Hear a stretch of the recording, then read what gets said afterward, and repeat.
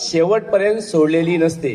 हा खेळाडू तो असतो जो शेवटच्या सेकंदापर्यंत लढत असतो, खेळत असतो आणि शेवटी विजयी मालिका त्याच्या गळ्यामध्ये पडते. तसंच तुम्ही त्यांचा आदर्श घ्यायचा आहे. आपला अभ्यास करताना कुठलाही कमजोर विषय आपल्याला वाटता कामा नये. सगळेच विषय हे सोपे असतात, पण ते कधी असतात?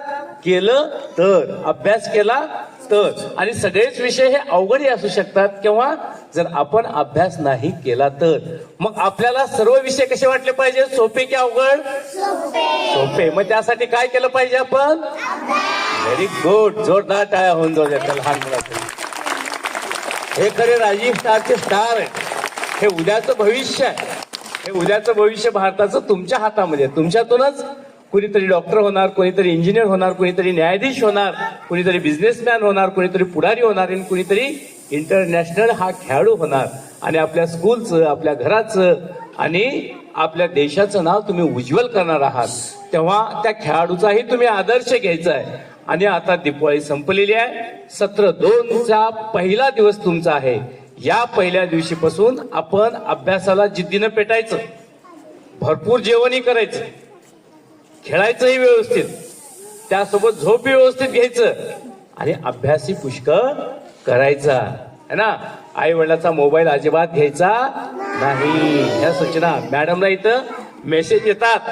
दिवाळीमध्ये काही विद्यार्थ्यांनी काही प्रयत्न केला आई बाबांचा मोबाईल पाहायचा. ते मेसेज इथं आलेले आहेत, त्यांना आम्ही नंतर बोलू.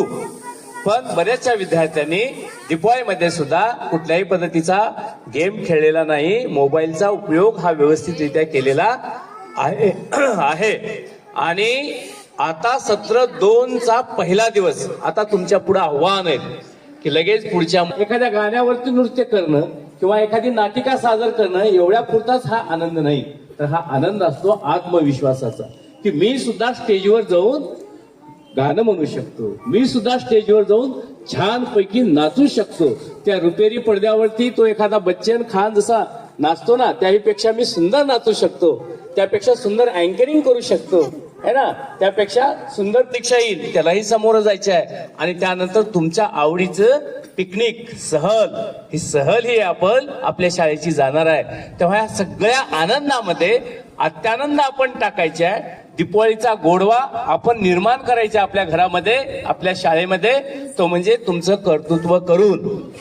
तेव्हा आज पहिला दिवस असताना सुद्धा तुम्ही शाळेत आलात, त्यामुळं तुम्ही सर्वजण कौतुकास पात्र आहात. खूप खूप शाबासकी तुम्हाला.